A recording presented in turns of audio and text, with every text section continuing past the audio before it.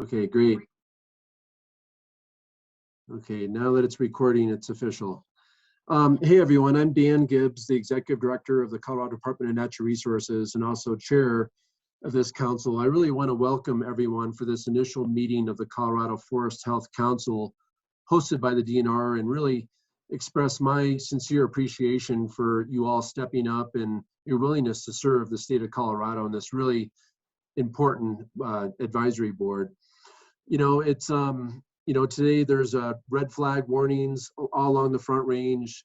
I think you all know there's a fire going on in Estes Park. Also earlier today, the DNR along with Department of Corrections rolled out our Senate Bill 258 Wildfire Mitigation Program. And so there's just a lot going on. And of course, the federal stimulus bill as well that passed, we could see enormous amount of money to come to Colorado for some really meaningful work. I just want to ask you all, are you willing to make history to be a part of this group and really create transformative change for the state of Colorado? Honestly, I see a lot of thumbs up. I should see everyone thumbs up. So, you know, this takes a lot of hard work. I see you, Representative Cutter. Thank you so much for being here. But this is, you know, state leadership, federal leadership, localized leadership, nonprofits, all of our partners working hand in hand together to really create a meaningful difference that we need to do in the state of Colorado. You all were, hand selected for your willingness, your expertise.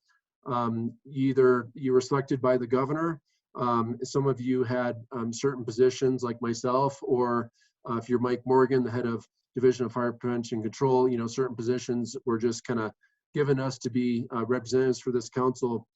But others of you really stepped up and wanted to be a part of this. So I really appreciate your willingness to serve.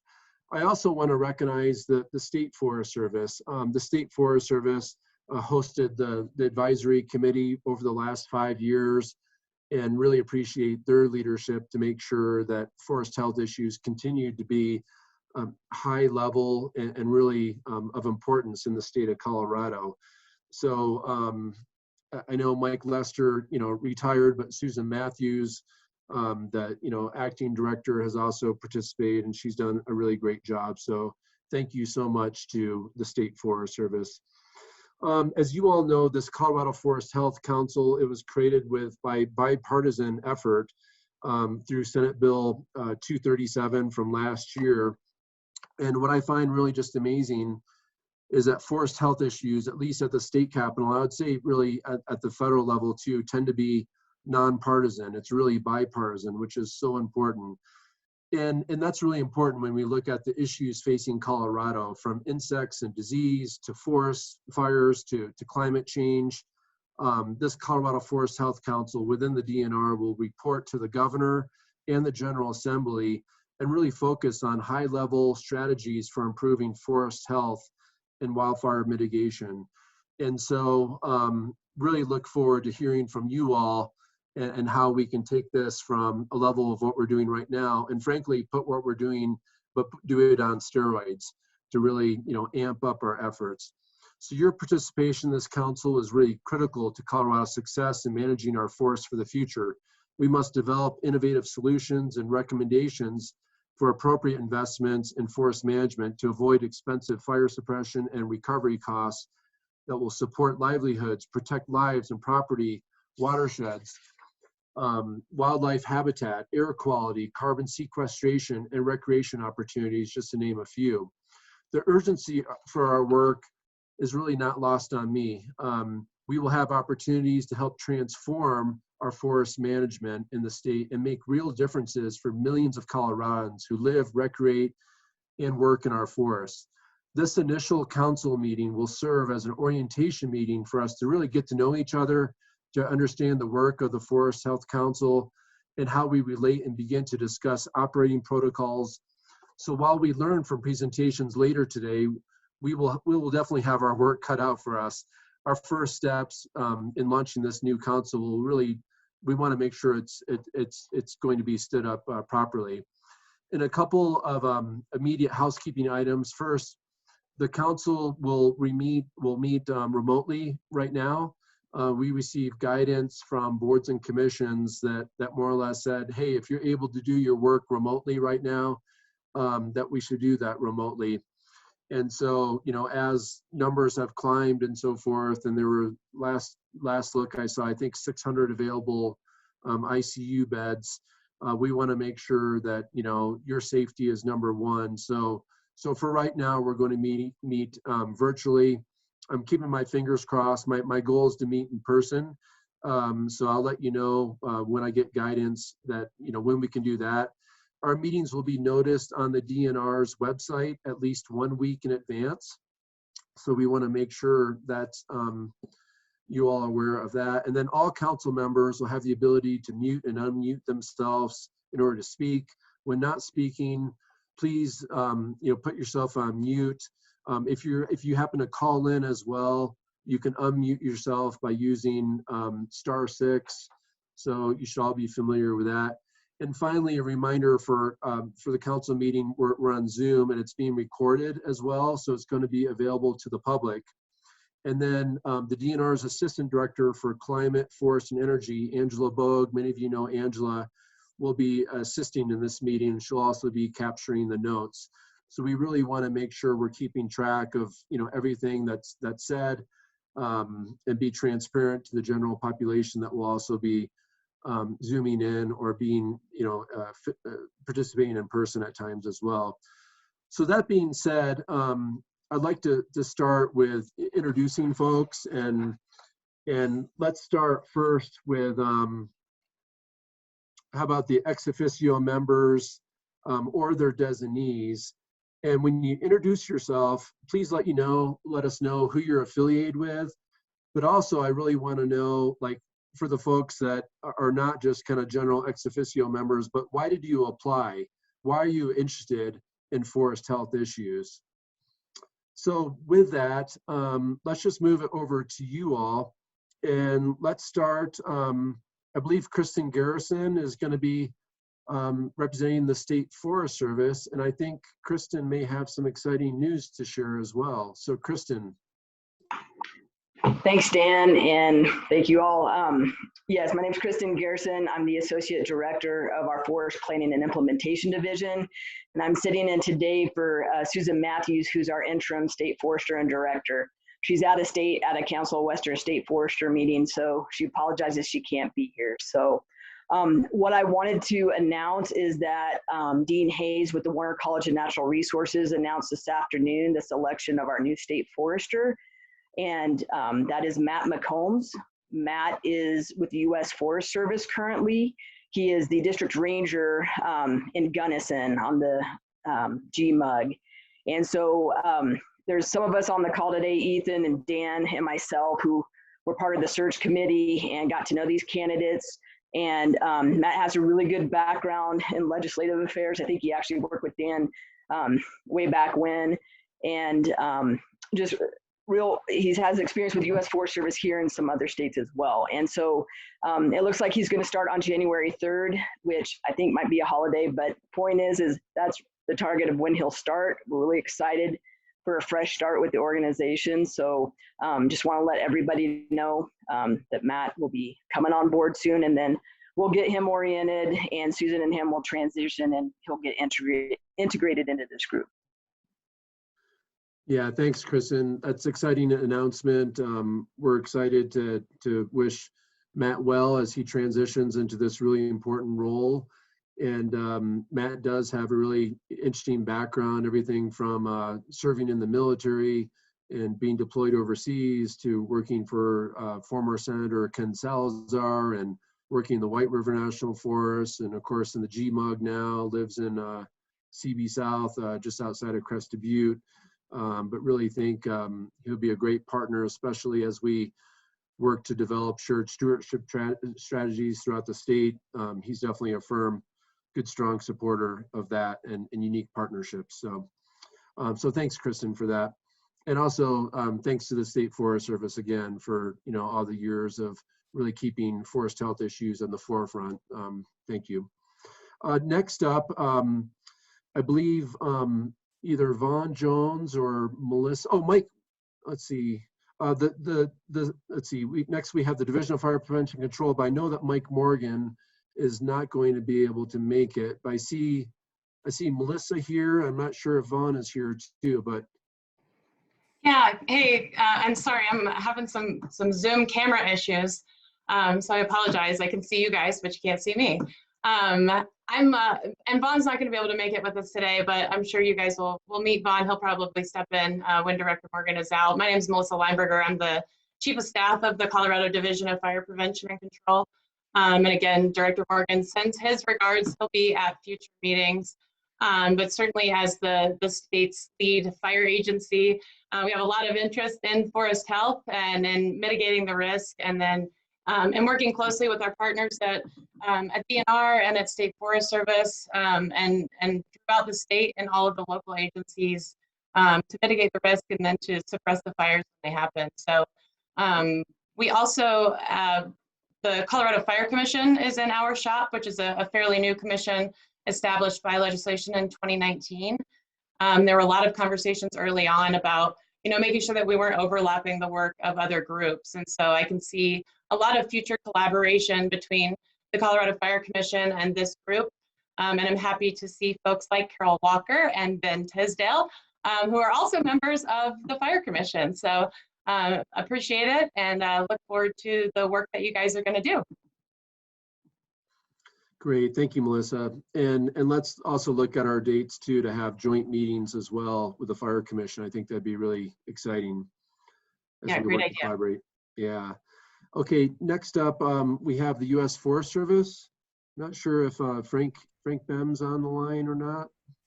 Frank did RSVP, yes, but I do not see him on the line today. Okay, let's skip him for right now. Forestry Lead Program for the Bureau of Land Management. John Ring, Bureau of Land Management. Yep. Great, good to see you, John. See you and too. Then State Conservationist Natural Resource Conservation Service. Clint Evans couldn't attend either. Okay, great. Now let's move to members of the General Assembly. I know Representative Lisa Cutter is here. And actually, let's start with everyone now moving to the question of why did you apply? Because I know Representative Cutter, you shared an interest as well. You didn't just, your name just didn't drop from the sky, so. No, thank you. Thanks for, thanks for hosting this meeting, and I'm really, really excited about being a part of this. I want to be a part of this. My district currently is largely in the WUI. That's going to change pretty soon. But I grew up in Colorado. I have a real passion for our forests and our just our beautiful environment. So I think it crosses over into so many important areas in terms of, climate change and disease that you mentioned and all those things. And have worked on the Wildfire Interim Committee for a few years, and I chaired it this past year, as some of you know. I've seen lots of you. So I'm really excited to just be part of this process and help us move forward in any way possible. So I'm eager to learn and to participate. So thank you. Great. We're so glad to have you here, and thanks for your leadership at the Capitol. Next is Senator Don Coram. I believe that Don, I don't think could make this meeting today, but I know he's very interested in forest health issues, and we hope to see him at the next meeting. Next, I want to move to governor-appointed members, and let's start with Samantha Albert.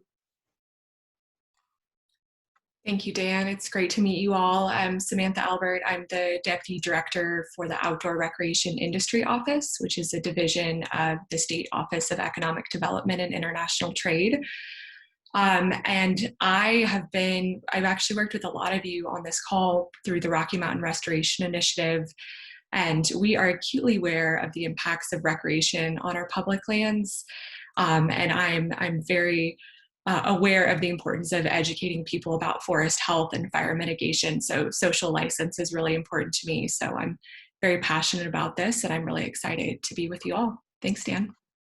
Great, thanks, Samantha. Next up, we have Mark Morgan, and I know that I saw him earlier, but I don't know if he was having connection issues. I don't see him this second. Has anyone seen Mark? Let's go back to Mark. He'll probably join us. He may have had some issues on the internet, and move to Amy Moyer. Thanks, Dan. Hello, everyone. My name is Amy Moyer. I am the Director of Strategic Partnerships with the Colorado River District, and I'm here today representing West Slope water users. And my interest in joining the council is to continue to foster the important connection between our forest health and our watershed health. And a lot of our work at the River District is really centered around helping our communities on the West Slope adapt to a hotter and drier future. And that means that we're going to have to be prepared to see more wildfires in our communities. We need to be prepared to have redundant water supplies and resilient water supplies. So I am extremely honored to join this group and be a voice for some of our West Slope communities and work closely with other West Slope membership on this council to continue to connect with our communities and discuss the importance of forest health. Great, awesome. Thanks, Amy. And for open disclosure, Amy also used to be my assistant director on water. So she really has that amazing nexus of understanding water and forest health. And so I'm glad you applied, Amy. Glad to have you involved with this. Next, we have Commissioner Jody Shattuck McNally from Larimer County. Hi, Dan, and good afternoon, everyone. I'm super honored and excited to be here today. I recognize a lot of faces and names, and my fellow commissioners. I look forward to seeing you in the next couple of weeks at our state conferences. I am the proud first woman to serve for District 3 for County Commissioner of Larimer County. As Mr. Gibbs mentioned, we are currently having a forest fire west in Estes, which is 20 miles directly west of my home. I live in the foothills of west of Loveland. So this is, if you see me looking over here, I'm trying to get updates about our fire. I was born and raised in the northern Colorado, and the reason why I joined is, as a commissioner, this is a really big passion of mine, is supporting our Department of Natural Resources and our forest health. As you all are well aware, we are the location of one of the largest, Colorado's largest wildfire ever. We're still dealing with the impacts of that wildfire, and the Block Hollow and other activities. I hike 100 miles in Rocky Mountain National Park every year and hike around the forest around just outside my door. And it's an area that I've been growing up to learn how to be good stewards of our public land. So it's really important to me personally as well as a commissioner.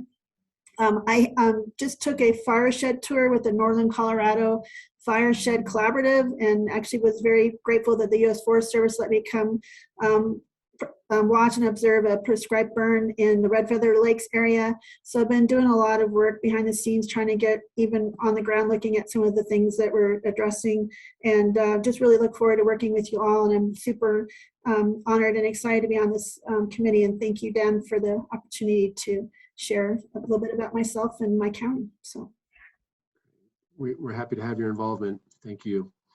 Next up, Christy Belton.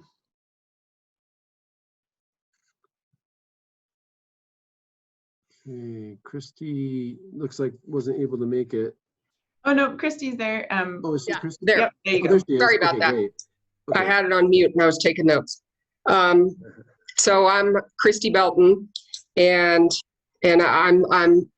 I'm optimistic about being on this. I'm excited about being on this council. I would say that so far I am the greenest person on this council. I don't have a lot of experience like you all do, but I would say that I'm a permittee. So we've got a cattle grazing permit on the U.S. Forest Service. I live in Steamboat, by the way, and it's Routt County.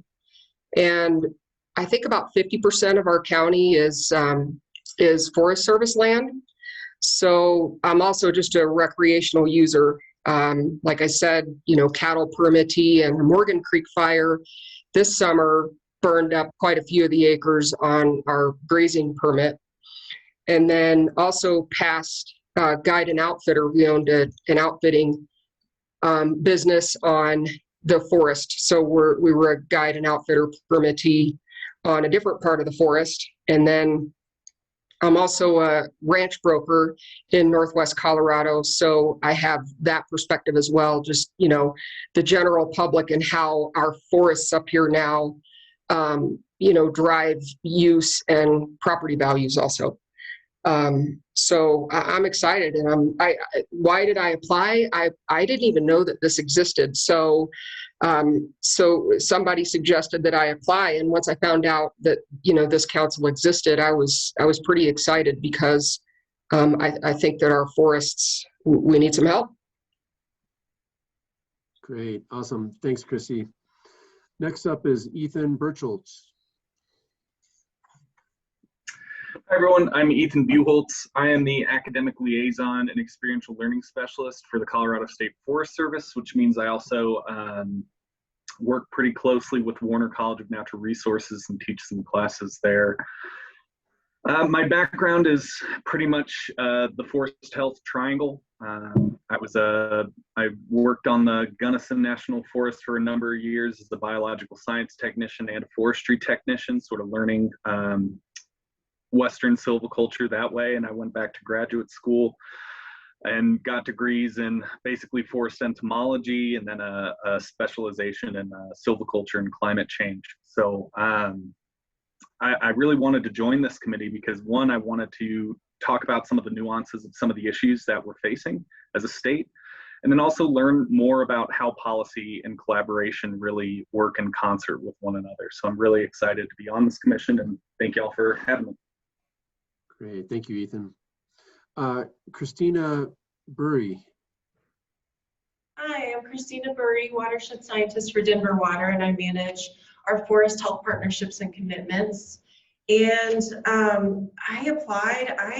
I'm very passionate about forest and watershed health, and I want to make a difference for Colorado's watersheds, not just for water supplies, but all the other ecosystem benefits. And I think this group is a dream team. I'm truly excited for the potential of all these great folks. So just really thankful to be a part of it. Awesome, great, thank you so much. Commissioner Hilary Cooper. Hi, I'm Hilary Cooper, and I am a commissioner from San Miguel County. I'm in the Denver airport, which is why I have my mask on. I'm also very excited to be a part of this group, and I'm really honored to be selected. I started my interest in forest health, well, I mean, at a very young age, but professionally speaking, started before I was a commissioner, and I left a job in the conservation community to focus full-time on consulting work in forest health, and ended up working with research teams who were working in the redwoods and producing segments for educational products that would go into schools. That was all interrupted by COVID. Hope to get back to it at some point. But before I became a commissioner, I also was working on the Speedmer project with the GMUG Forest Service, which is the spruce beetle epidemic aspen decline management response, 10-year programmatic NEPA that allows treatments to proceed without NEPA. It was a sort of umbrella NEPA, very unique and precedent setting. Still part of that team as we continue to work on that project. We're into year 5. And then I became a commissioner and continued my focus on forest health. Also started a local or a regional collaborative to work on forest health issues with Aaron Kemple, I see, who was working with us about 5 years ago. That has recently transformed into a new version of a wildfire mitigation collaborative, and we are actually working towards designing some fire break projects in the Telluride region this winter with the Forest Service, and we'll be continuing those conversations to spread them out throughout the entire county. So I'm really excited to be a part of this and to learn from all of you. Great, thank you, Hilary. Pat Dorsey. Good afternoon, everybody. My name is Pat Dorsey, and I'm the Director of Conservation Operations for the National Wild Turkey Federation. I was born in Colorado, and I've lived here my whole life. Always been very interested, and I'm excited to bring a voice for wildlife to the table. I will tell you that I've always had a real interest in every plant and animal and ecological system there is out there. And last summer, or summer before last, I guess this became a real personal issue. My parents lost a longtime family cabin in the Cameron Peak fire, and Commissioner Shattuck, I'm not sure where you live, but my sister and brother-in-law are watching that Hermit Park fire pretty closely to it, and are only a few miles from it as the wind blows. So happy to be here, Dan, and excited to work with all these really smart people. Yeah, I am too. Thanks, Pat. Scott Jones. Good afternoon, everybody. Scott Jones. I'm with the trails end of the world on the recreational concerns. Obviously, poor forest health is definitely not helping recreational access to public lands in any manner. And, then you get the fire variable in there. But the short-term challenge with fire and then the long-term restoration challenges afterwards, just here to continue discussions. I was on the previous commission. Great source of just raw information and data and that kind of stuff for folks, which we really found was pretty valuable. And, from our position, we do a lot with CPW in terms of maintenance of routes and that kind of stuff. We'd love to figure out how do we do that more effectively from a fire prevention, mitigation, management standpoint, and then how do we maybe use our resources to work more closely with the Forest Service after the fire has been controlled, and then you get into the real work of all the bear response and all that kind of stuff. Awesome. Well, thanks, Scott. Appreciate that. Aaron Kimple. Good afternoon, Dan. Good afternoon, everybody. It's really a great pleasure to be here. I am Aaron Kimple. I'm the Director of Forest Programs here at Mountain Studies Institute in Durango, Colorado. We're a research and education institute that really prides itself in growing its questions, research, and initiatives around community needs, community concerns. We really work hard with our partners like folks at CFRI and other research organizations to bring the most current science to our collaboratives and to our decision makers locally. And we do that through a lot of collaboration. So it's really building venues, supporting venues for our stakeholders, our interest groups from the local communities to help think about how they want to address the issues on their land. And that's a big part of the passion. I mean, a lot of it comes from hearing the local concerns around forest health, forest conditions, thinking about wildfire, how do we really address protecting community values, community centers, making sure that they're sustainable into the future. And so that's kind of what drives my work and my interest in being here. And I'm really honored to be a part of this group. So thank you. Awesome. Thanks, Aaron. Next up is Commissioner Abe Laden. Hey, Dan, thank you so much. And hello to everybody. I just want to thank you, Dan, and certainly thank the governor for this incredible opportunity. I think this was referred to as a dream team, and I couldn't agree more. I'm just humbled and honored to connect with this group of experts on this critical issue. A special shout out to my friends and elected official colleagues, Jody, Ben, and Hilary, that do a wonderful job as commissioners that we get to connect with at CCI on occasion. And then Lisa Cutter, oh my goodness, probably my most favorite piece of legislation ever as a Colorado native has been 988. And that mental health impact is transformational. I owe you a lunch at the very least. I hope we can get together soon. But no, it's an honor. I did start with partners, the Douglas County Wildfire Initiative this last year, primarily because of the Chat Ridge 2 fire that went right up to $1 million, $10 million properties in Douglas County. Our county is 50% open space. We're right next to the Pike National Forest. And that threat of property damage, damage to pets, livestock, humans is really significant. For us, we tried to develop a bit of a 6-point plan, and I continue to hear from experts that aerial support is so significant. And I really want to thank our colleagues in the state Senate and in the House and the government, frankly, for passing Senate Bill 113, around acquiring the Firehawk. I was with the CEO of Air Methods in Florida for the NASA launch, and she's like, yeah, we've got 4 Firehawks for the whole world. I'm like, hey, put me down for one. So, and I'm only half kidding, because we know the difference between 10 minutes versus a half an hour or an hour when it comes to aerial support. So I'm just excited to get my hands dirty, get in there with you all, and develop some recommendations that can really be impactful. So thank you again, Dan, and I'm looking forward to working with all of you. Great. Thank you, Commissioner. Glad to have you involved with this group for sure. Next up is Paige Lewis. Great, thanks, Dan. Hi, everyone. I'm Paige Lewis. I'm the Deputy State Director and Director of Conservation for the Nature Conservancy here in Colorado. I was interested in being part of this council because I've spent the majority of my professional career working towards the health and sustainability of forests and also our natural resources. I've been in Colorado since 2000 and with the Nature Conservancy for about 14 years. It's hard to believe. And I had the privilege of being on the previous Forest Health Advisory Council, and I'm really honored to be able to continue in this new iteration and really appreciate DNR's leadership and that of the governor to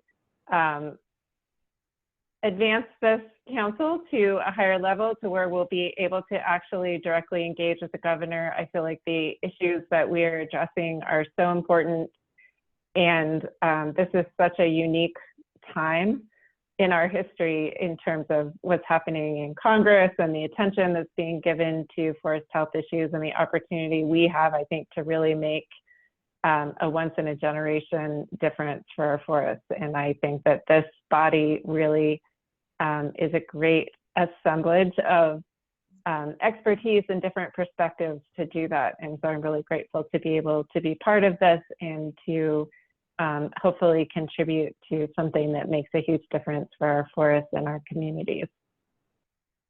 Awesome. Thank you, Paige. Next up is Julie Stencil. Hi, everyone. Good afternoon. My name is Julie Stencil. I'm Assistant General Counsel for Xcel Energy here out of the Denver, Colorado offices. And I guess, why did I apply? Well, my employer suggested that I might be in the right role. I see. So for me, more, why did I say yes? Why is this important for us? For us as a company, and thinking about this topic from the utility perspective, the health and safety of our forests is so critical to what we do as a member of the state with regard to utility operations. It informs how we build, how we operate to serve our communities within the state, and how we protect our assets and our employees and those communities. So it's just a vital part. And as we've all seen, that's become a bigger challenge over the last several years for sure, and it just is of critical importance to us. So I personally am humbled and honored to be part of this group and to learn from you all, and hope I can bring a perspective to the conversation that will be beneficial long term. Great, thanks, Julie. Sure. Next is Commissioner Ben Tisdale. Thanks, Dan. It's great to see everyone here, new faces and some returning faces. I was raised in Ouray County. I'm a commissioner for Ouray County currently. I was really concerned when I came on Board of County Commissioners here about the progress of visible climate change and the effects in the forest. And as we could see, beetle explosions, beetle populations exploding, and the effects that was having both for the forest and for the effects of the danger of fire. So I serve on the State Emergency Fire Fund Committee. I was on the former Forest Health Advisory Council, the predecessor to this body, and also on the Fire Commission. And in that capacity, was able to kind of form this coalition of this overlap. If you have a Venn diagram of the fire world and the forest health world, and where they intersect is either a football that's kind of skinny or it's kind of fat. And so we started calling that the football club in the Fire Commission, and it involves mitigation. And the more you mitigate, the less fire you have, and the healthier the forests can be. So I'm super interested in how we can both mitigate climate change proactively and help use the forests as a way to use them as carbon sinks going forward, and other effects of what the positive effects of what our healthy forests do. And I'm excited about being on this council because the legislation authorizing this council made sure that it was going to be have a kind of a stronger footing, a stronger standing in advising the legislature, not just set up to only advise the state forester, which is certainly an exciting capacity, but to also be more active, which is a good thing to be involved with going forward. So great to see you all. Awesome. Thanks, Ben. Carol Walker. Thank you, Dan. Good to see so many of our partners over so many years on this phone. I'm part of Ben's football club on the Colorado Fire Commission. My role really is I'm executive director of the Rocky Mountain Insurance Association, and my 25 years in that role has been the goal of the insurance industry as a key stakeholder. We represent auto, home, and business insurance companies to be wherever we're talking about reducing risk, how we can save lives, save homes, and really be a part of the preparedness, response, and recovery efforts. So I do serve on the Colorado Fire Commission. I'm on the HSAC board. I'm on Boulder County's advisory committee. And work very closely with Representative Cutter on trying to work on legislative issues to try to really engage as a state, as federal partners, and really as our private stakeholders. And how do we reduce the risk? So I was encouraged by Angela and DNR to get on this advisory council. I absolutely echo what Ben said, is there needs to be a parallel track between mitigation and suppression, and more emphasis really on mitigation.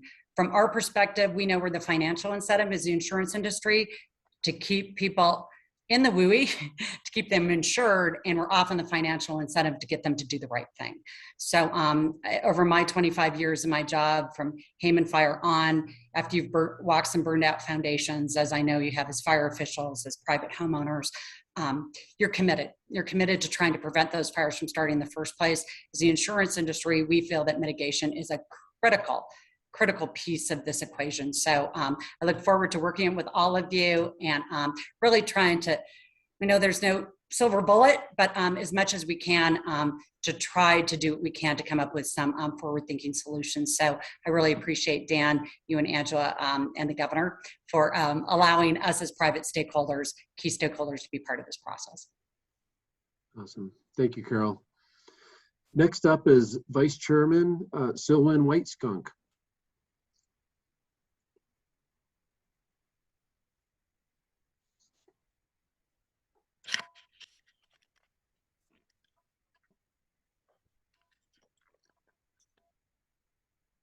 Okay, that's a little bit better. We can see you. Okay, great. Good afternoon, everyone. My name is Selwyn White Skunk, and I represent the Ute Mountain Ute Tribe on this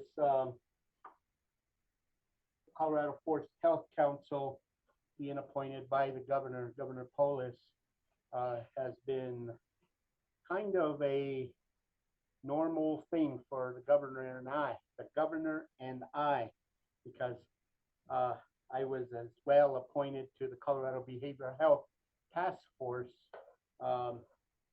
dealing with behavioral health issues, and being selected from both Southern Ute Tribe and the Ute Mountain Ute Tribe to be on this committee, this council, is something that I'm looking really forward to.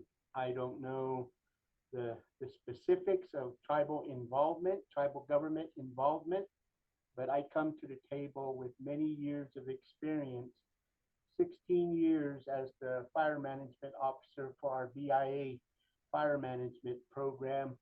I've worked in Alaska, with the BLM. I've worked with the National Forest Service in wildland fire programs as a smoke jumper, helicat manager, fire management officer for the BIA, Bureau of Indian Affairs, as well as 6 years in our Natural Resource Department with the Ute Mountain Ute Tribe, looking at various issues with feed lands that range in the area of the Gunnison area, as well as in the San Juan National Forest that our predominant fee lands are in.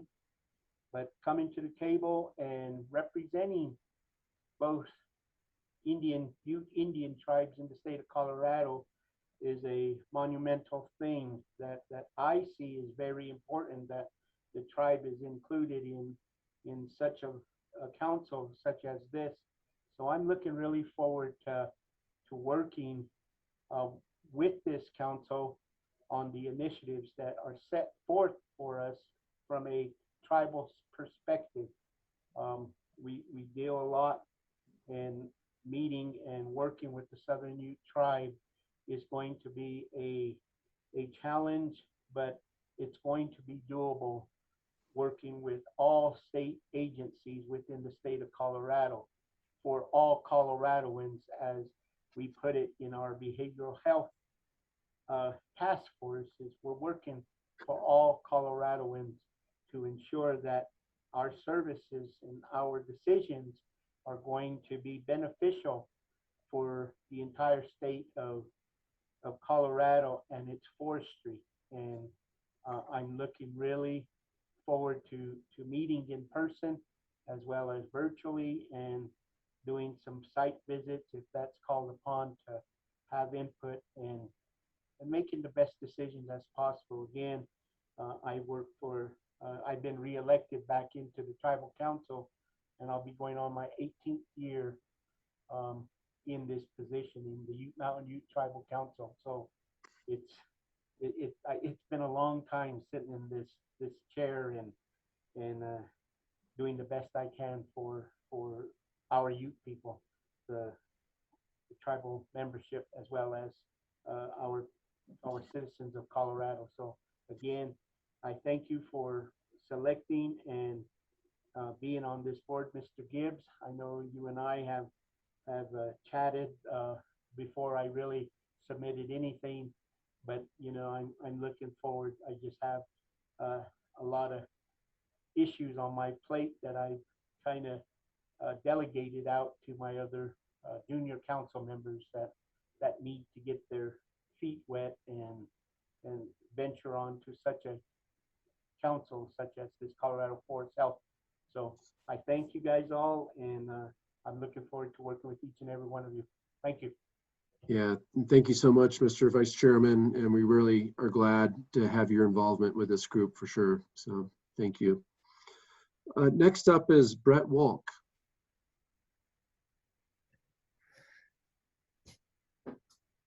Thank you. Yeah, appreciate being here.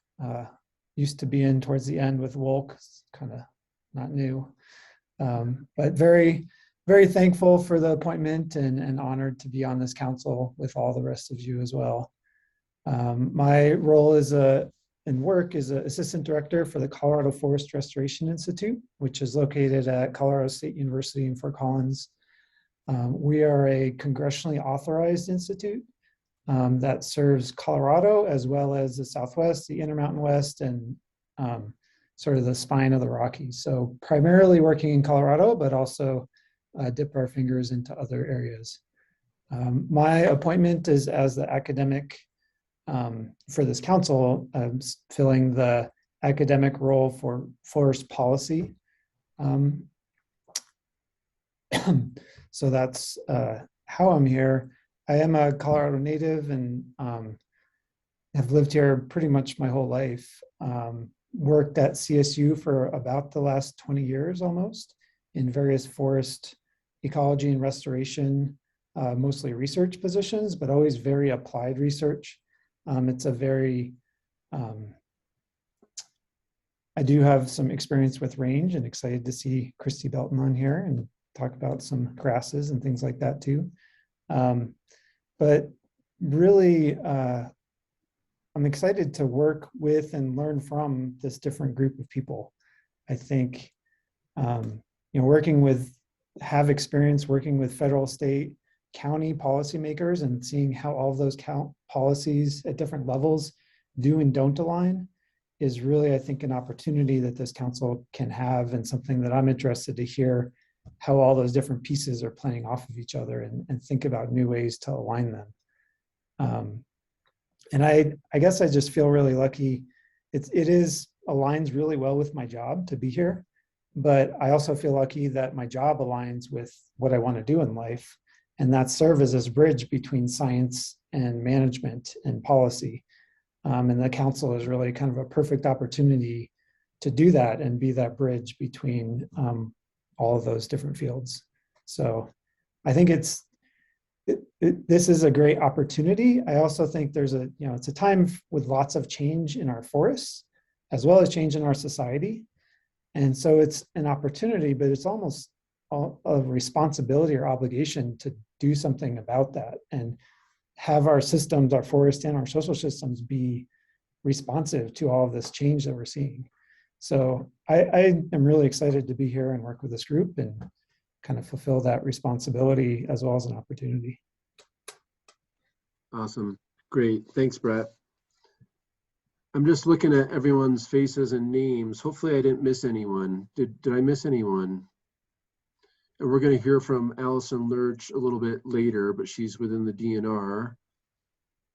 And if not, let me turn it over to Angela Bogue to talk about council protocols and also discussion items that we have next. So Angela, the floor is yours. Great, thank you so much, Director Gibbs. And can everyone see that slideshow okay? Yep, great, thanks. So we have a pretty packed agenda today. We got through introductions, which is fantastic. And I'm so excited about everybody who is on this council today, both all of you who are here, as well as those who could not make it today. You know, it's a council of 26, so I don't think we should expect everybody to be able to attend every meeting, but we certainly have a great quorum today. So for those who don't know me, my name is Angela Bogue. I'm the Assistant Director for Climate, Forest Health, and Energy at the Colorado Department of Natural Resources, and I will be the council administrator. So any questions, comments, concerns that you have, please reach out to me, and I'll share my contact information a little later here in the slideshow. Unfortunately, I'm going to be talking quite a lot today, so I apologize in advance for that. Hopefully have some tea or coffee and you can kind of relax, sit back, and just get oriented to this council and some of the work we're going to be doing over the next few years. But we will also have an opportunity to hear from several other state agency staff on updates with some of the programs and recent legislation that has passed on forest management in the state. So the outline for today, I'm going to go over some basics around council protocols. Then we will go through, really a very quick overview of some of the main state programs related to forest management in Colorado. This is going to be old hat for some folks who have been deeply engaged on this issue, but we have many folks on the council who are not as engaged currently, and so we want everybody to be starting from the same baseline in terms of the information that they have. If we have time, we will review some of the main takeaways from the final report from the previous Forest Health Advisory Council that was hosted by the Colorado State Forest Service. And then finally, we will reserve some time for public comment. We did not have anybody sign up today for public comment, so we may not have any, but we'll keep an eye open on the Zoom. And going forward, we will provide space for public comment if the council agrees that they would like to do that. And I'll speak a little bit more to the implications of the Colorado open meetings laws as we go forward. So I just wanted to start off and welcome all of you. As Director Gibbs already said, the purpose of this council is to provide a collaborative forum to advise the governor and the General Assembly on a broad range of issues, opportunities, and threats with regards to Colorado's forests. So again, we thank you all for your service on this council. As hopefully was clear, Director Gibbs of the Department of Natural Resources is the council chair. So he will lead meetings from here on out. We can have some conversations about whether a vice chair might be helpful in cases where Director Gibbs cannot attend. As I said, I'm the council administrator, so please reach out to me by phone or email anytime if you have questions. And I will make all of the meeting materials available to everyone going forward, ideally before our meetings, but certainly afterwards. And I will be taking minutes as well. So getting into the nitty-gritty of council administration, really for your information, we have a website that's live on DNR's website. It's simply under our Division of Forestry, Colorado Forest Health Council. This is where you will find the Zoom information for upcoming meetings. This is where you will find meeting minutes and meeting materials as we go forward. We will also post links to relevant resources. So if you're trying to find, links to the Colorado State Forest Service, information on the concept of shared stewardship, which we'll talk a bit more about later, this is where you can go. It also details all the membership. So you all introduced yourselves this morning. If you go to that website, it specifies who is filling what seat on the council. It also provides an opportunity for the public to provide written comment or sign up to provide comment in future meetings. So if you have constituents or other stakeholders who are interested in engaging in this council, this is one opportunity for them to do that. So digging into the council's powers and duties, what are we really here to do? We shared some of this information with you in the welcome letter that Director Gibbs sent around. But really the mission of the council is to improve forest health in Colorado through an integrated science-based statewide approach focused on collaboration among federal, state, and local governments, as well as private and nonprofit partners to mitigate wildfire, restore ecological health, safeguard communities and water supplies, mitigate and adapt to climate change, support local economies, and protect recreational settings across all jurisdictional boundaries. So we've already heard a lot from all of our council members today about those diverse values. So in terms of how this council will function, this council is authorized through 2026 with a repeal date of September 1st, 26. So before that happens, the council, as all boards and commissions, will undergo a sunset review. This was the case with the previous council. It was reauthorized, but changed slightly to become this new Colorado Forest Health Council in the Department of Natural Resources. Per legislation, the term of each council member for those representing agencies, as well as the members of the legislature, is 5 years. And those council members who are appointed by the governor have terms of 3 years. And so 3 years from now, we will have new appointments to those seats, or potentially reappointments if people are interested in serving a second term and the governor wishes to reappoint those folks. In terms of reporting, so you have now been sat on this council. What is the work that you're going to do? At a minimum, the council will annually brief the Wildfire Matters Review Committee, which generally meets during the interim period from July to October. So that will likely be in the form of some kind of annual report and or a presentation, as well as submit an annual report to the governor. So if we as a council have two primary deliverables, this is it. As far as open meetings, we have, even though this is not a regulatory body, this council only provides recommendations to the governor and the General Assembly. We have received guidance from boards and commissions at the state that they really want all of our councils, regardless of whether they have regulatory authority or not, to be open and accessible to the public. And so for now, we are following Colorado open meetings laws. We will notice these meetings at least 24 hours prior to a meeting, but usually a week before.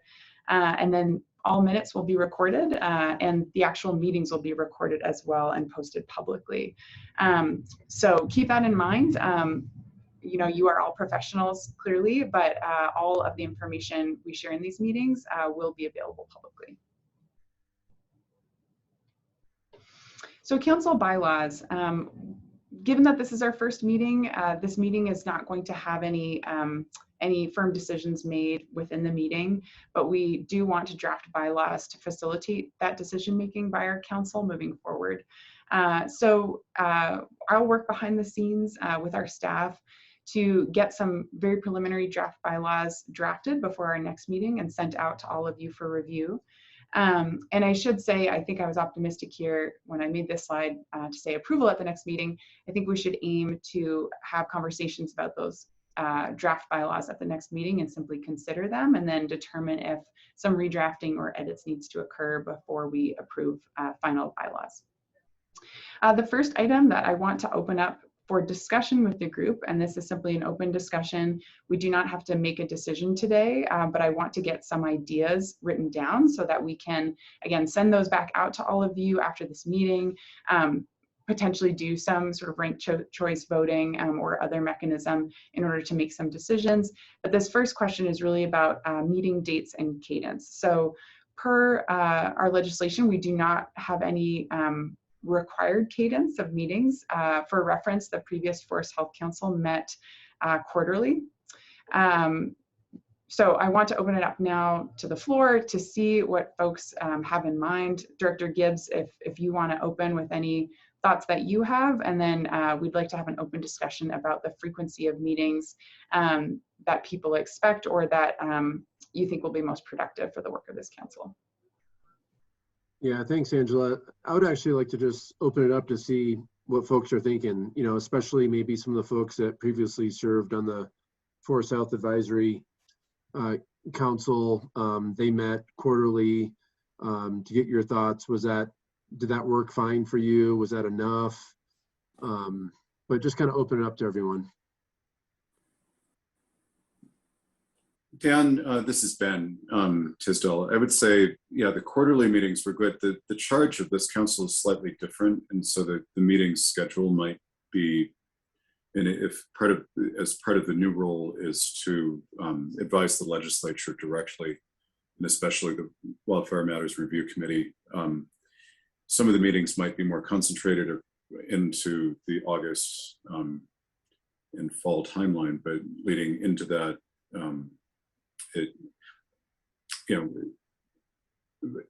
I think the quarterly meetings that was probably good, a good cadence. But if there are special topics that we need to get into more detail, Zoom has opened up a whole world of not having to travel across the state for a single meeting. So I'd consider some changes, but the quarterly is pretty good. So Dan, this is Abe. I just wanted to follow up on Ben's comments and certainly appreciate his service with regard to this important issue. I might say that, you know, at least from the perspective of one, I think that having more frequent meetings in order to have some impact may be something worth considering. You know, if we're only meeting 4 times a year, I think it's probably easy for folks to, you know, lose the thread and maybe forget what had even been discussed at the last meeting. So I'm not sure that we need to belabor the board with more meetings. That may not be productive, but gosh, I would think at least, you know, 6 times a year would probably be beneficial for this group, primarily because, you know, just looking at this roster, it's almost too good of a group to waste on only 4 meetings. So I would love to engage with you all more frequently. Great, thanks. Paige. Yeah, thanks. I wanted to just compliment what the commissioners have said. I do think that meeting maybe 6 times per year, or at least thinking about more frequent meetings on occasion, would be warranted, just because of the pace at which things are moving. You know, I'm thinking about the recent infrastructure legislation, you know, potential need to inform anything around funding priorities or just, general priorities around forests for Colorado. And then also, as Ben mentioned, working with the state legislature. I think that the pace of things will probably warrant us meeting a bit more frequently in order to be relevant and responsive to those issues and opportunities. Great, thanks, Paige. Representative Cutter, what are your thoughts in terms of, when do you normally try to have your 5 bills finalized for the year? Are you still finalizing them now, or is it normally done by end of October? Well, I'm still working on things, and as are all of my colleagues, I know, but I think we probably have things will always shift, but I think we like to try and have, for the most part, have your 5 figured out by October. I mean, again, that's a generalization, but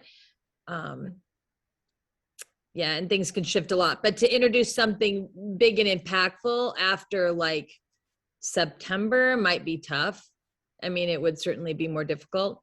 So I could see the benefit of maybe, not having been a member before. I don't know how it worked quarterly, but it seems like maybe every other month could be more meaningful, especially if we really, want to influence potential legislation.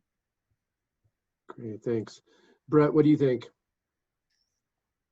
Yeah, that was helpful to hear from the legislature as well, if that's our charge.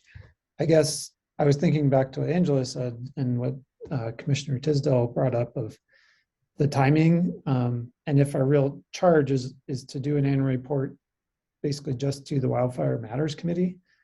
I don't know that we need to meet more than maybe 3 times a year. Once in the off season, and then 2 kind of right before the Wildfire Matters Committee, and sort of get our ducks in a row. But if the charge is bigger than that, and if we're giving regular things that Paige was talking about, if we're bouncing ideas off of each other about infrastructure bill or these like current issues that are happening month by month, then I see a justification for more meetings. But I think that's a question, is what is the actual charge of the committee? Another question that could inform this, I remember reading somewhere that I signed up for about 5 hours a month of work towards this council, I think, something like that, of time towards it. How much other work can we do, or will there be subcommittees or other sort of things going on in the interim? That do we need a full group meeting, or will there be other activity that's still scheduled and coordinated through this committee? I don't know the answers to those questions, but. Yeah, I think you have to read the fine print, right? About the extra hours of how many subcommittees are going to be on. No. Well, I know there's going to be work, and I'm excited about doing that. But does that mean we meet all as a group of 25 people for every other month, or do we meet in different forms and configurations over that time? Yeah. I don't know what you envision, Dan, or how you envision using this council to advise you and the legislature, right? Yeah. I mean, I want to get to Aaron too, but we may have subcommittees, but we're not deciding that right now. We want to talk big picture for the whole group. So, Aaron. Yeah, thanks, Dan. I appreciate that. And I think, I'm reflecting back on the previous Forest Health Advisory Council, and I seem to recall that we started out more frequently out of the gates just to get to know one another. Then we slowed down to that quarterly, but we also did do some sort of special meetings with smaller groups in between to get work done. And so, and that rhythm seemed to work out pretty well. I do think, to Brett's earlier point about timing, one of the issues we did come up with is those summer months we lose a lot of members in participation, just because folks are involved or engaged with actual fire on the ground and contending with the ramifications of that. So that's just something for consideration. Great, thanks, Aaron.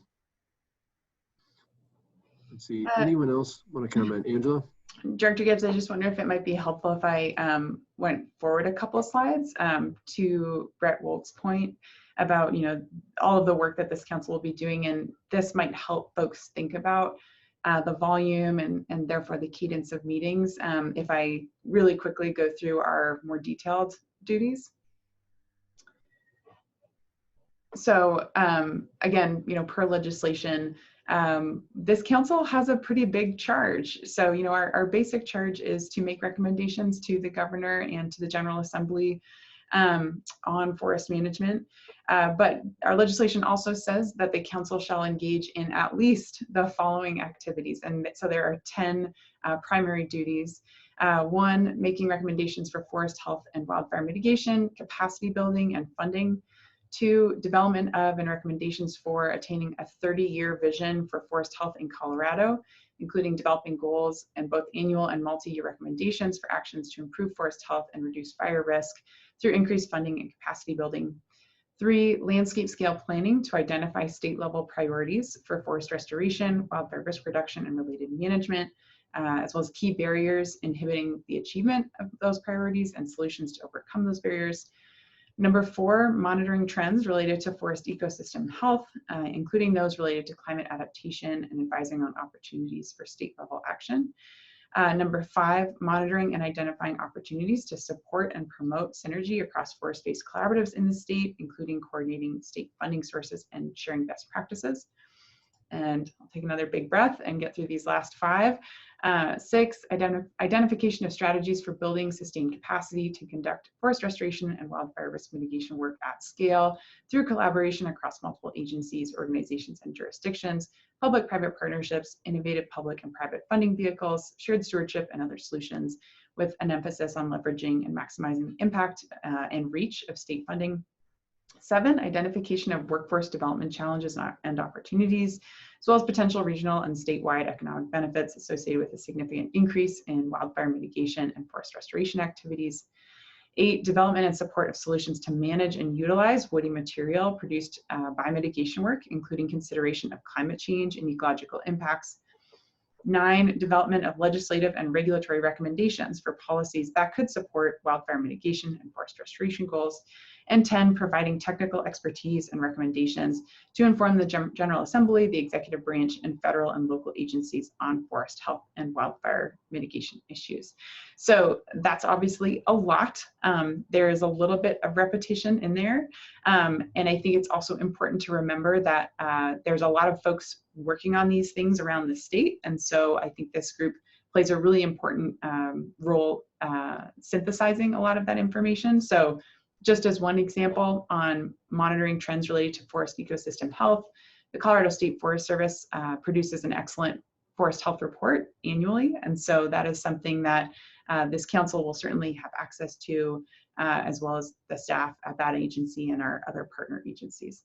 So I know that was a lot, but I thought it might be useful to work our way through that. Obviously, we're not going to solve all of these issues or address all of these challenges here in the next year, but we'll have to figure out a strategy for addressing them as we go forward.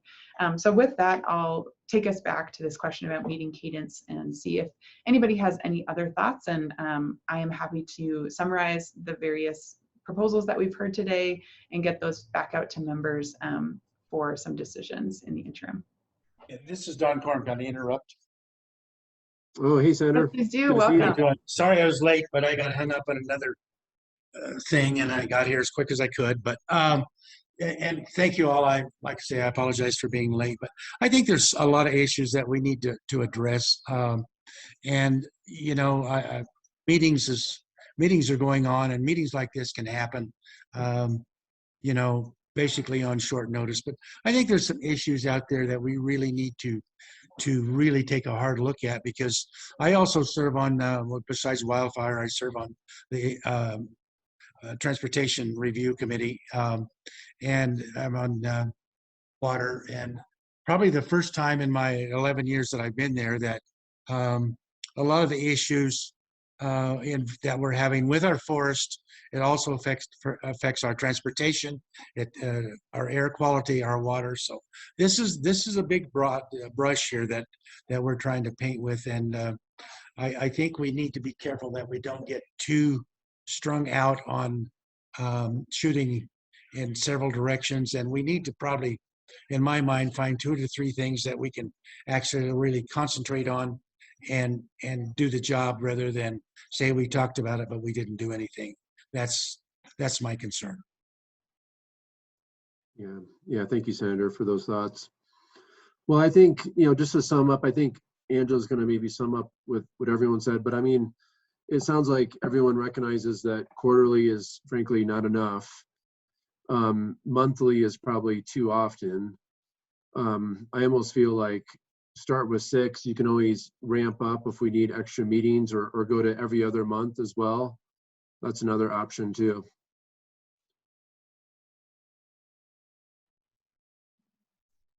So. Again, this is Abe. I really want to just acknowledge the great input so far and really recognize Senator Quorum's comments, which is it really isn't about number of meetings, it's about impact.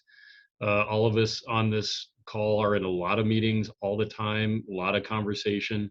But probably everyone on this call has a series of recommendations and thoughts already, probably ready for today. So the more efficient and impactful we can be, regardless of the number of meetings, maybe that's best. I like your idea of starting with 6, but just having some inherent flexibility to ramp up or scale down depending on our colleagues in the legislature and other priorities of this group. But boy, that's Angela, I think you shared that's a significant charge that this group has. Yeah, I agree, Abe. Okay, well, let's maybe start with 6 and we can ramp up where we need to ramp up. We can be nimble, of course, depending on what's going on and what kind of federal stimulus we may see and what maybe advice or from Representative Cutter and Senator Quorum may want as well. So great, that sounds good. Okay, Angela, we turn it back over to you. Yeah, thanks, Dan. All right, so the second issue to discuss, so per legislation, the ex officio members representing state agencies, they can have designees attend meetings. So I wanted to open up a discussion about whether those designees can vote. So the expectation per the legislation is that despite ex officio members just means they are representing their institution, it doesn't necessarily mean that they cannot vote on council matters. So I'm curious if anybody has thoughts, if, for instance, if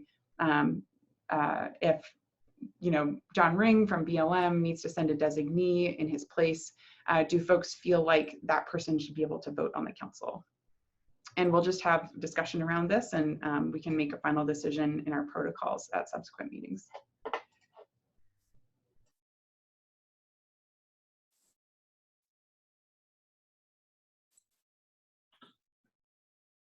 Well, this is Quorum again. I've never been shy, but I think if you're going to devote the time to this, you should have a voice.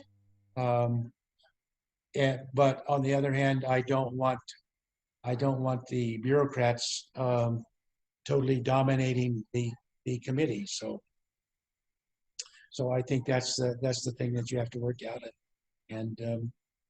But as far as I'm concerned, yeah, they certainly have a voice. If we don't like what we're doing, we'll vote about the item. Thanks, Senator. John Ring, would you like to go? Yeah, so it depends on what we're voting on, because we can't, as a federal agency or employee, I can't have even the notion that I'm lobbying in any way. So it really depends on what we're voting on from that standpoint. That's helpful. Commissioner Cooper. Thanks. Are there, I think I heard Senator Quorum sort of express concern around if a designee shows up and hasn't been attending all the meetings, it's kind of hard to think of that person actually voting with an informed vote. Is there an opportunity for proxies, or is that not included in the protocol? I certainly think we have that opportunity. I think our bylaws can largely be what we make them. So I'll write that down as a suggestion, and we will go to our AG staff and discuss these different options with them. Yeah, I mean, I'll throw in my 2 cents. I mean, for me, I don't think it's, I want this to be more collaborative, ideally. You know, we're advising the governor and the General Assembly, and you all have amazing ideas. You all have just amazing backgrounds. So I don't anticipate there being situations that there's going to be like split votes and stuff over. And frankly, like, you know, for example, today, Mike Morgan couldn't be here, but you have Melissa there. If there's a vote, I have no problems with Melissa, you know, voting for the Division of Fire Prevention and Control because Mike can't make it. You know, to me, that's no big deal. But I don't know if anyone feels really strongly, which, you know, in opposition of that or what. But to me, I'm all right with proxies, frankly. Dan, I'm more than willing to take your proxy. I'll take yours too sometime. Okay.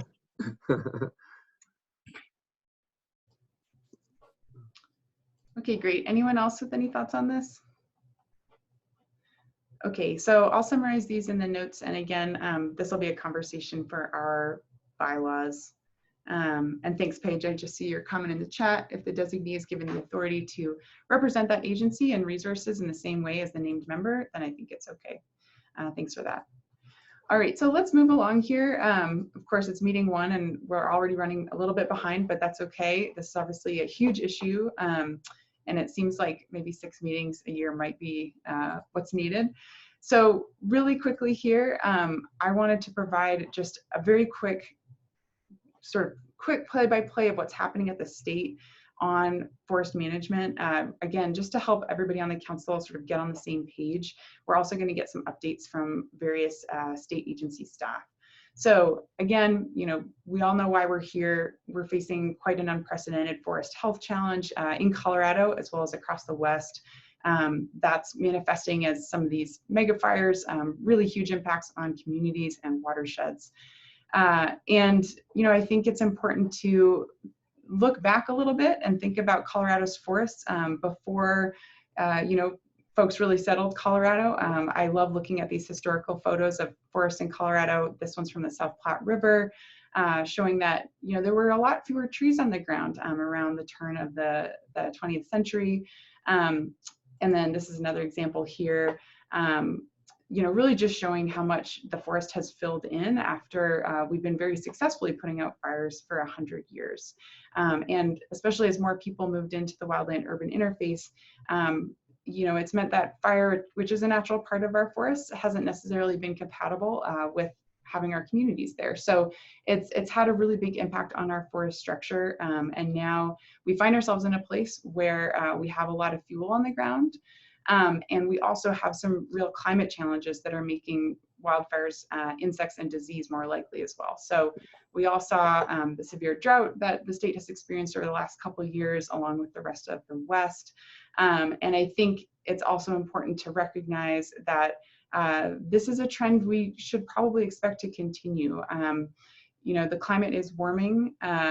New research suggests that climate change, our warming atmosphere, accounts for 70 to 90% of the increase in what's called vapor pressure deficit, meaning our atmosphere is thirstier, more water evaporates into the atmosphere, into the Western US. And this is a messy graph, but basically the orange and blue lines are actual data on you know, how much drier it's gotten in the Western US in recent decades.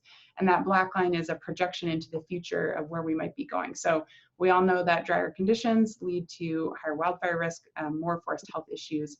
And so unfortunately, this is a problem that's likely only going to continue to get more challenging. So with that, I think it's important to recognize that our state has some fantastic folks who have been working on forest health issues for a long time. The Colorado State Forest Service is obviously our state's primary forest management agency. They have produced their 2020 Colorado Forest Action Plan, released it last year, which really sets their vision for the next 10 years plus in Colorado. So I encourage anybody who has not taken a look at their Forest Action Plan to really start there if you want some more background information on where the state's been and where it's going. You know, that Forest Action Plan has some great analyses on really how much work is needed in terms of forest restoration. So one statistic alone is that if we were to, restore 10% of Colorado's forests that are at the highest priority for forest restoration, the cost could be over $4 billion with a B. So there's obviously a huge need here for forest management, and as well as a huge price tag. And part of this council's work is going to be to figure out how we come close to addressing that need. So now I want to provide a very general overview of some of the recent changes to state programs, again, to get everybody on the same page, and here's some updates. The 2021 legislative session, as some folks have already alluded to, was a really exciting session. We saw some really unprecedented investments at the state level in forest management. So with that, Kristen, I don't want to put you on the spot, but I might. I'm wondering if you want to provide just a very quick overview on some of these legislative highlights that I have highlighted here, as well as any other sort of big programmatic items that the Colorado State Forest Service is working on. Sure, and I may not go in the order you have there, but I'll hit them all. So anyway, I'll start out with the stimulus funds that was tied in with Senate Bill 258. And so we received $5 million of funds for our Healthy Forest Vibrant Communities Fund. And for those who don't know what that is, it is a piece of legislation that was developed back in 2009, and it enables the State Forest Service to increase our technical capacity to deal with forest management, fuels reduction issues. A big piece is dealing with community wildfire protection plans, the utilization and marketing of wood products. It's where our business loan fund rests. And then another big component of that was having a public website and our geospatial data that will help assess with wildfire risk and other outreach. So we have $5 million of stimulus in that. And probably the biggest focus we're gonna make a push on is addressing CWPPs. Most folks know we have a lot of CWPPs, that's great, but a lot of them are out of date. And because we have not had stable funding in this, with this particular program area, it's been hard to grow the program and be as proactive as we wanted to be. And so with this influx of funding, we're gonna focus on CWPP updates. We're gonna be hiring CWPP coordinators for our areas to really focus in with this work. We're gonna be also updating our Colorado Wildfire Risk Assessment, which most folks used to know it as CORAP. But in the Forest Atlas, that risk assessment, we want to update that on a more regular basis because of the amount of disturbance we have.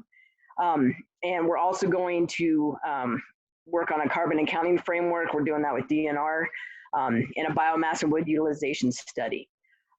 We then also got an extra $2.5 million of stimulus funds for the business loan fund. So we'll be able to beef that up for support to the wood products industry. And we are also have a biomass grant program that we're putting together. When it comes to the Forest Restoration and Wildfire Risk Mitigation Grant Program, Furworm, we received $6 million of stimulus funds for that. And I think it was March, and we got that awarded in August. We actually awarded $6.4 million because we had some extra funding with 42 applicants in 25 counties. And so that money's been allocated and projects are getting ready to start rolling with that. Then we did finally get some permanent stable funding in Furworm. For those of you who may not be aware, that was funded with Tier 2 severance tax funds along with Healthy Forest Vibrant Communities. And you know how it is, it dipped up and down every year. So again, some years we had $1 million. The legislature actually made sure we had that most years, but other years we didn't. So thanks to the legislature, we now have $8 million for Furworm for every year for permanent funding. And that will give us the ability to increase actually our administrative piece. Our field offices provide a lot of support to applicants developing their applications. We've been strapped on being able to have enough capacity to do that, but with this increased funds, that'll help us provide more assistance to our communities and our collaboratives with building out those projects. We'll also increase our administrative, our outreach, our GIS, and our monitoring support through that. Then we also received $2 million of permanent funding for Healthy Forest Vibrant Communities. And what that's going to allow us to do is hire additional wildfire mitigation specialists that will help to oversee that CWPP program and really take that to another level. and increase our GIS support, our monitoring, and communications. One area we haven't been able to hit is making sure our publications and information is bilingual. And so that is going to be a focus that we'll be able to do with these funds. So that's a real quick down and dirty snapshot of where we're at and where we're going with the money we had from this legislative session. Thank you. Thanks so much, Kristen. Does anyone have any questions for Kristen in the Colorado State Forest Service?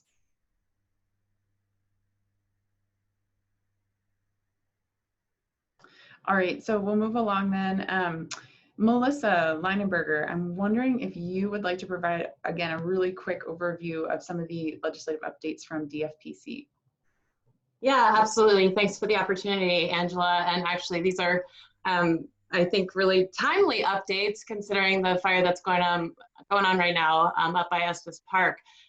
So we did get additional ongoing funding for a large air tanker and then to extend our existing aviation contracts. So while we haven't had much luck flying today with the winds, for the first time pretty much ever, the state has 2 helicopters and 2 single-engine air tankers that are still on contract this far into November.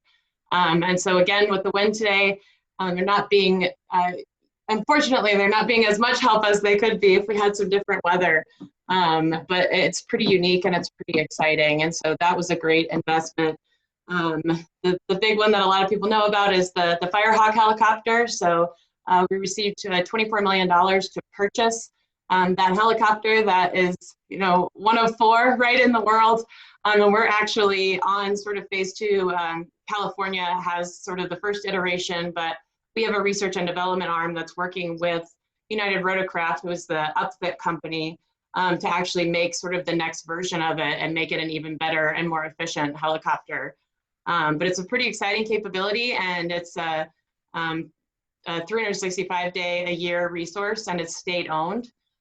So those helicopters and single-engine air tankers I talked about will actually go off contract next week. But for those of you who are from the Front Range, if you remember in February of this last year, we had the Bear Creek Lake Fire and the fire near Cherry Creek State Park in February. And so this will ensure that we have a dedicated state resource that's available for those off-season fires, and will also complement the resources that we have to fight fires during the sort of traditional fire season, which we know is not really that traditional anymore. And lastly, relevant to this group, we got dedicated funding for aggressive initial attack. So our goal is to get out there and support the locals, find those fires early. We've got a lot of detection capability, and then to send the right resources to those fires to make sure that when they don't need to burn, right, that they stay small when they're threatening critical infrastructure and homes. And we've had a lot of success with those programs.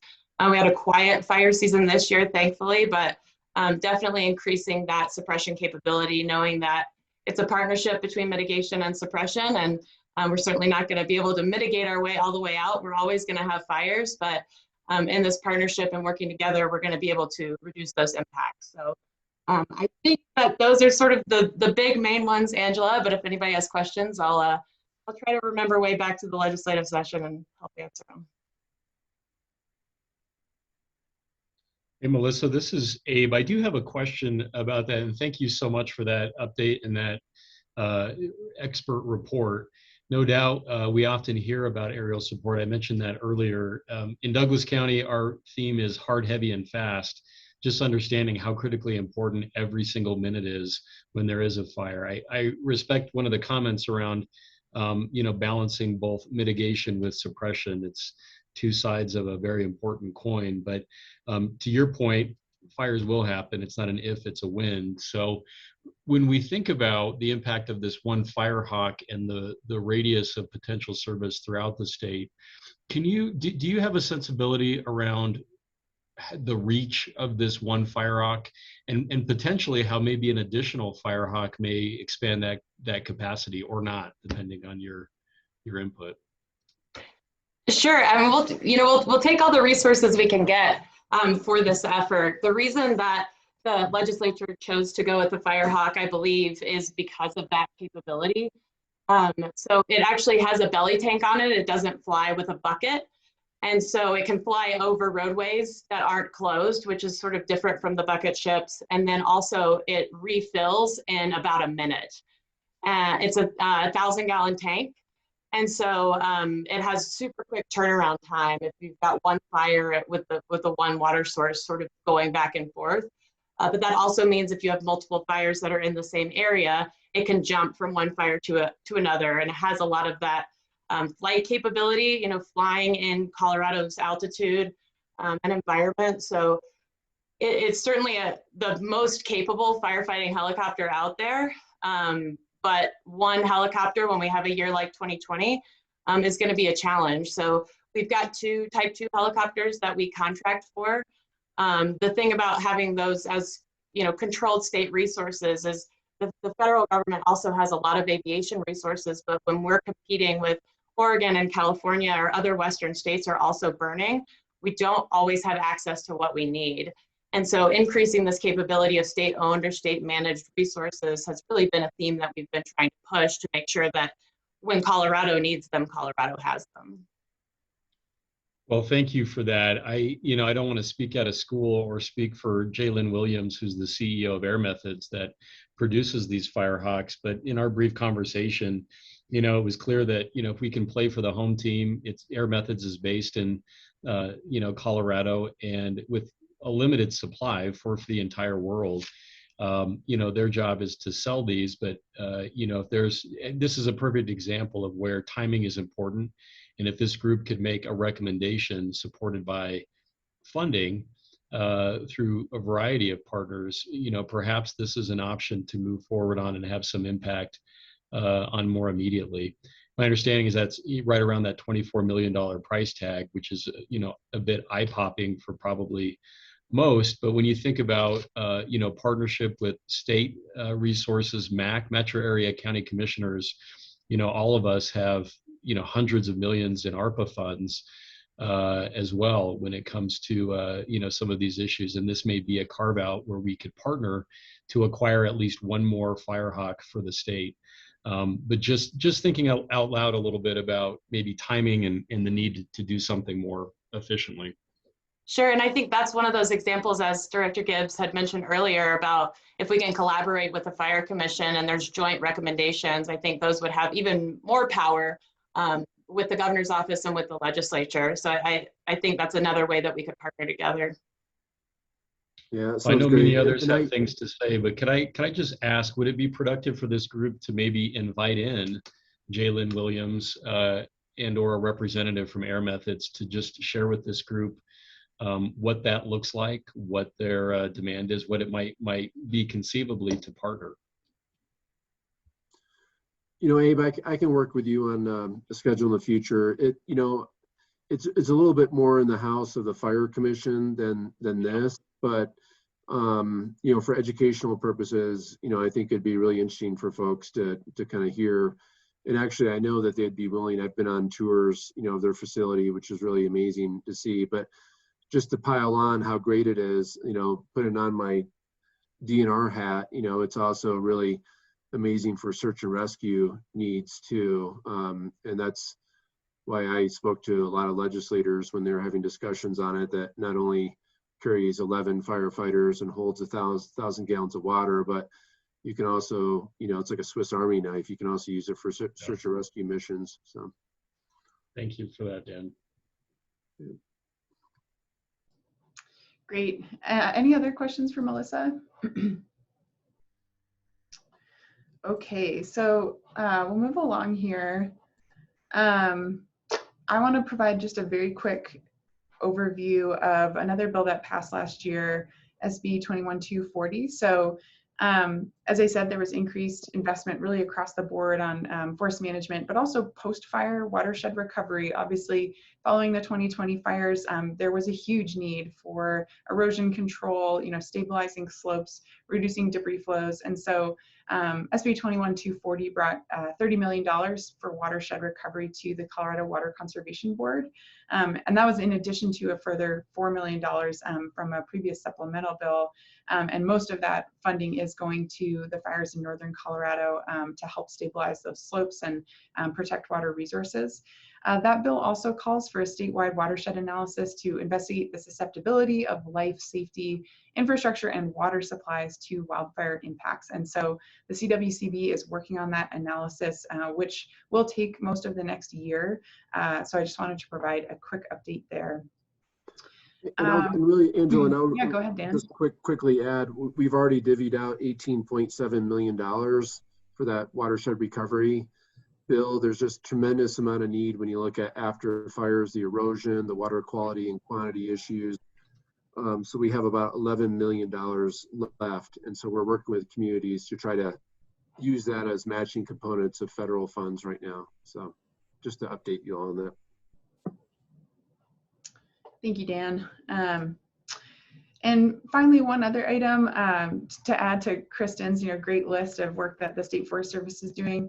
Another change that was made to the Forest Restoration and Wildfire Risk Mitigation Grant Program that is currently housed in the State Forest Service is that legislation was passed that really requires folks to, the review panel for that grant, to give preference to applicants that have adopted or plan to adopt local measures to reduce wildfire risks to people, property, and infrastructure. And so my understanding, Kristen, is that there's still work being done to figure out what that really looks like for that grant program. But I think it's just important to note for all of you that there is this interest in having local governments step up in terms of taking those local planning measures or other measures to reduce wildfire risk. Alrighty. So now I'm going to pass it over to Allison Lurch, who is our program administrator for Colorado's new Strategic Wildfire Action Program, which is an exciting stimulus program that came out of last session as well. So go ahead, Allison. Good afternoon, everyone. Thanks for having me here. And it's been so wonderful to get to know you all in the last hour and a half, so I appreciate all those introductions. So as Angela said, I'm Allison Lurch. I'm the Wildfire Mitigation Program Administrator, hired on in September of this year. We also hired Courtney Young as my partner in this program for the next 3 years to put forth the $17.5 million state stimulus allocation. To what we just announced and kicked off today is our Colorado Strategic Wildfire Action Program. And so under this program, we've got a short but incredible timeline to be able to put this money on the ground. As you can see in the last bullet there, all of these funds need to be obligated by June 30th. And we have a few different programs that we're going to be putting on the ground here. Just our first one coming up this next Monday. But before I dive into our programs, the Senate Bill 258 outlined the process at which we are going to put these funds on the ground in the state of Colorado. And that first step was to conduct a strategic analysis with federal and state partners, which we've called the Rapid Fuels Reduction Assessment. And so through this assessment and through our work together, we have identified strategic priority areas or strategic focus areas across the state to focus some of our funding, not all, but about 70% of it. And so those strategic focus areas are the 3 RMRI focal areas, so Southwest Colorado, Upper South Platte, and Upper Arkansas. And then in addition, 7 counties, Boulder, Douglas, El Paso, Jefferson, Larimer, La Plata, and Teller. Some of you on this call today may have received an email from me about this program and on this rollout today as well. And so under our program, we have 3 main initiatives as far as fuels reduction goes. The 2 of the 3 are under the lens of workforce development. And so we're increasing capacity to Colorado Youth Corps across the strategic focus areas, and then the Department of Corrections SWIFT teams and fire and mitigation crews. The Department of Corrections SWIFT program will be offered statewide. And we anticipate rolling that out in January of 2022. And then the Colorado Youth Corps application will, for these strategic focus areas, will be out on Monday, November 22nd. Now, just to paint a brief picture of what these two programs are, DNR has agreements with both the Youth Corps Association and with DOC.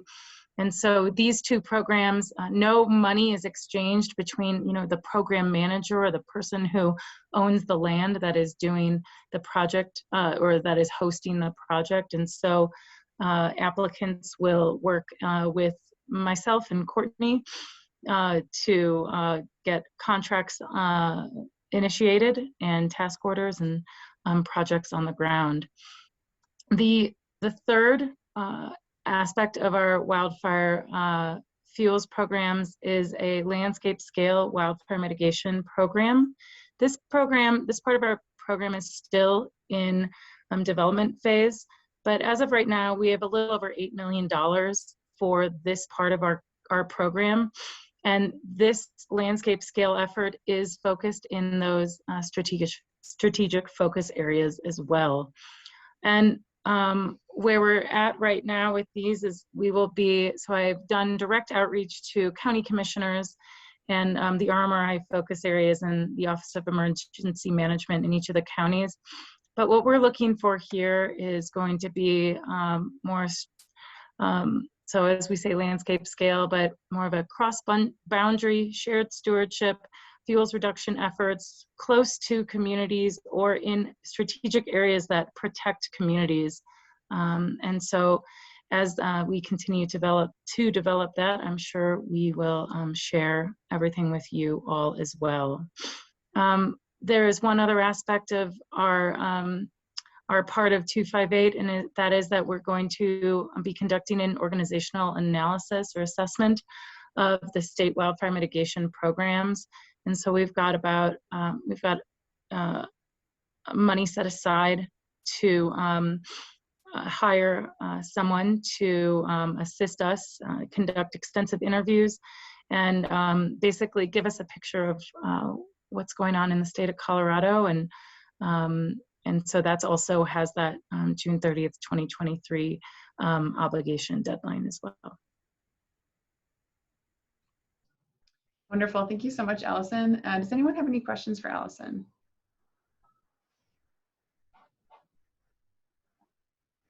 I told you there'd be. No. Oh, go ahead. Oh, yeah. I have a question, just Allison, what role do you see this council playing in carrying out these initiatives? There's stuff that's happening today, tomorrow, next week, you said, that obviously is past us, but how do you see us integrating or advising on any of these moving forward? Or Angela or Commissioner Gibbs maybe might want to answer, but what's your thoughts? Well, I think initially I'd love to make sure that you are all aware of the programs that we have and as they roll out. And we do have, and Angela, would you mind putting our new website into the chat? So our new website just launched today as well. And we do have an area there for people to see our 3 grant programs. And then also, I believe Courtney is in the process of updating it right now to make a pretty big button that says, learn more here and become part of our distribution list. I would like to, I haven't really had a chance to dive in to see how many of you, while we're on this call, are within those strategic focus areas, but I would definitely like you all to be a part of, if you are involved in your counties or within those, wildfire programs within those strategic focus areas, to be able to either see what programs or projects are coming into us, or be able to have a say if you understand or know areas within these focal areas that could maybe use some significant mitigation efforts and push projects. I'll have to think of some more too. Go ahead, Aaron. Thank you. And I really I appreciate the acknowledgement of collaboratives and the partners. And I just think just making sure that we ground a lot of this effort, including the project planning, the implementation, in those local voices, and where we do have collaboration in place, which at this point is pretty extensive across Colorado, and it's pretty amazing how that's grown. So just making sure that we build structures that bring them in those voices to the table. Yeah, thank you so much, Aaron. I'm with you on that, and I'm hoping that we can empower those local voices and local collaboratives to work with either federal or state partners and work together to come up with the best projects that we can in this short timeline.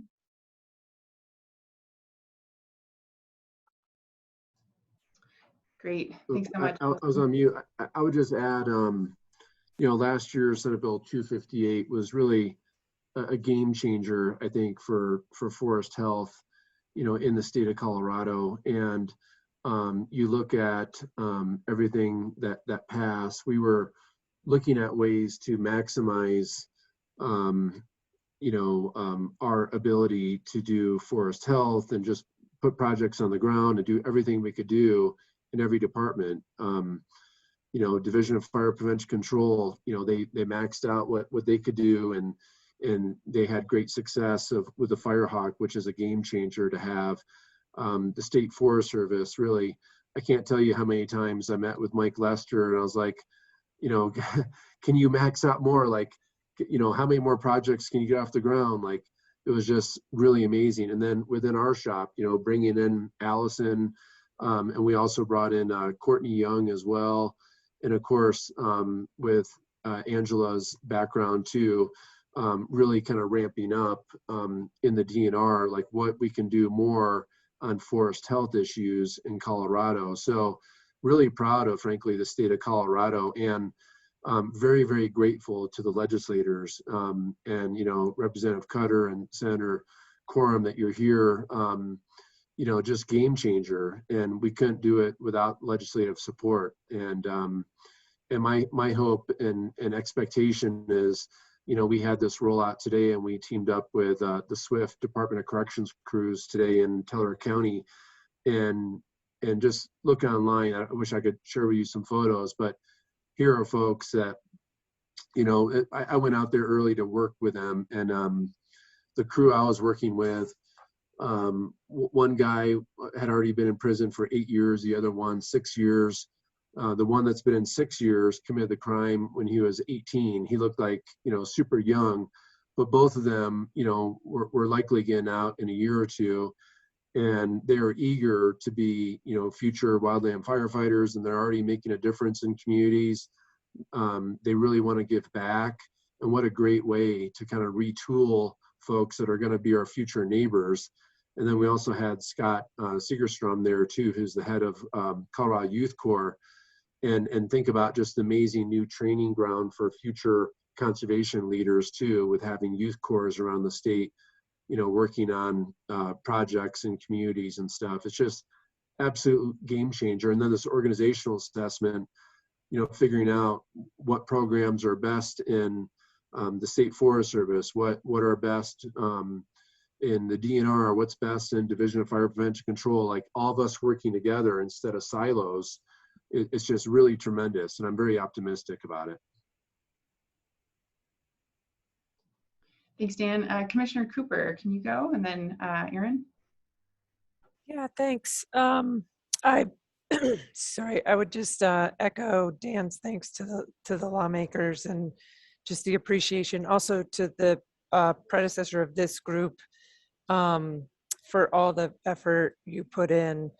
It was a huge legislative session, and I guess I see it as our task to really make sure that implementation is highly, highly effective, so that we can actually get out there and make a difference.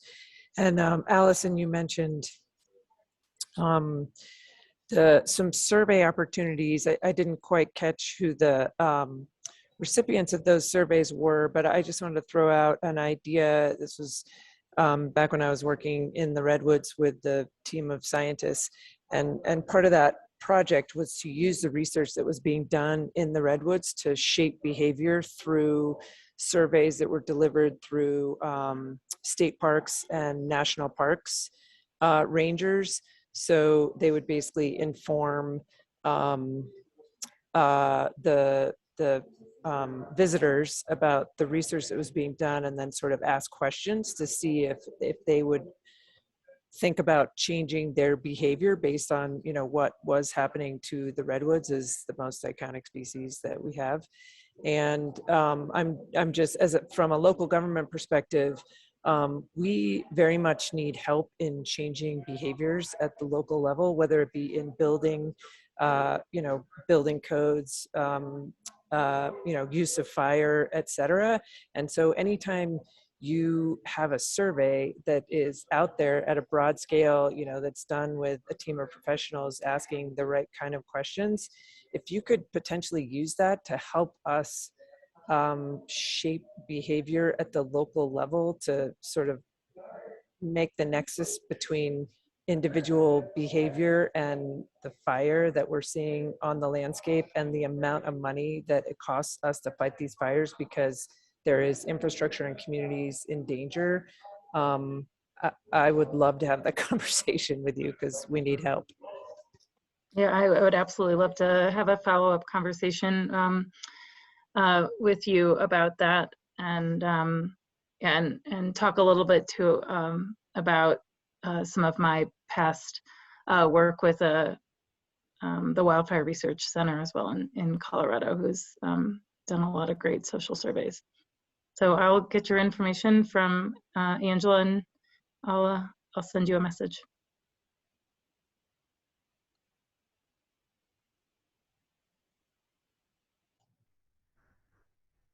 Great, thanks. Go ahead, Aaron, if you had another comment. I didn't. I had left my hand up, but I think one thing to note is that this is all great, and I really do appreciate the support. And I love seeing things like the project planning and implementation, and the youth corps, and the way, as Dan, as you said, this coordinated approach to what's happening on the ground. And I think that's really an impressive thing to see. I think the other, along with the work that our local collaborators have done, and just acknowledging that they've done it with some incorporating that science, as Hilary was kind of alluding to, and bringing some of the research from out of the Wild Research Center, but also then working with folks like CFRI to think through where the best, where money was going to be the most effective on the ground, to think about the values on the landscape, and then to think where wildfire might be good and actually have a be a good thing for the landscape. So I think all that will just be a part of discussions as we go forward, and I look forward to them. Wonderful, thank you. And of course, here we are, we find we only have 5 minutes left, but I think that means that we had some really substantive conversations today. So we're not going to get through the rest of these slides, but that's okay. We will save it for a subsequent meeting. And with the 5 minutes that we have left, I just wanted to chart a course, with Director Gibbs's leadership for our next meetings. I think what we'll do from here is we will look for some times that work for folks for subsequent meetings. And I think we'll try and set them up so that they are all planned in advance so that we don't have to do, endless doodles. I think that tends to work for folks.